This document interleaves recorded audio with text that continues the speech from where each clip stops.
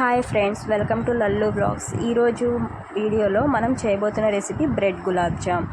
దీనికి నేను bread slices తీసుకున్నానండి. బ్రౌన్ పార్ట్ అనేది చాక్తో నేను ఇలా కట్ చేసేసాను. మనకు కావాల్సింది ఓన్లీ వైట్ పార్ట్ ఒకటే కావాలి, బ్రౌన్ పార్ట్ అవసరం లేదు.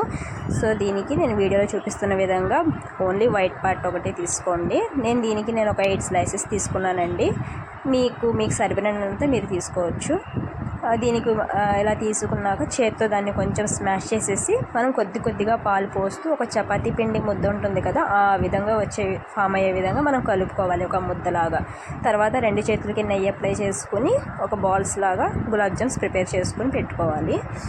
చాలా సాఫ్ట్గా వస్తాయండి, చాలా స్మూత్గా. మనం ఆచి గులాబ్ జామ్ ఎలా చేస్తామో సేమ్ అదే విధంగా బ్రెడ్తో మనం బ్రెడ్ స్లైసెస్తో కొంచెం పాలు యూస్ చేసి కలుపుకుని గులాబ్ జామ్స్ చేస్తున్నామండి. ఇలా చేసిన గులాబ్ జామ్స్ని ఆయిల్లో డీప్ ఫ్రై చేసుకోవాలండి. థిక్ బ్రౌన్ కలర్ వచ్చే విధంగా మనం డీప్ ఫ్రై చేసుకుంటే చాలు. కొంచెం brown colour, golden brown or thick brown అలా వచ్చిన గులాబ్ జామ్స్ని మనం షుగర్ సిరప్ ఒకటి ప్రిపేర్ చేసుకోవాలండి. షుగర్ సిరప్ నార్మల్గా వాటర్లో 1 కప్ షుగర్ వేసేసి కొంచెం ఇలాచీ పౌడర్ వేసేసి షుగర్ సిరప్ ప్రిపేర్ చేసుకోవాలి.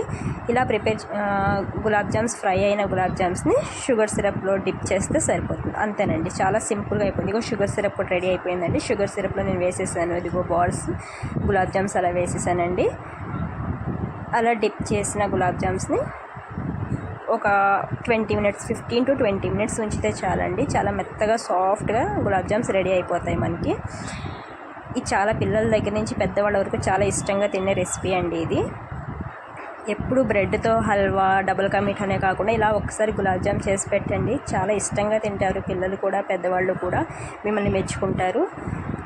మీకు ఎలా కుదిరిందో ఒకసారి నా కామెంట్ సెక్షన్లో షేర్ చేసుకోండి.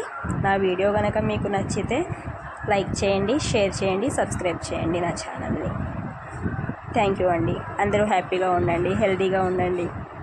Thanks for watching.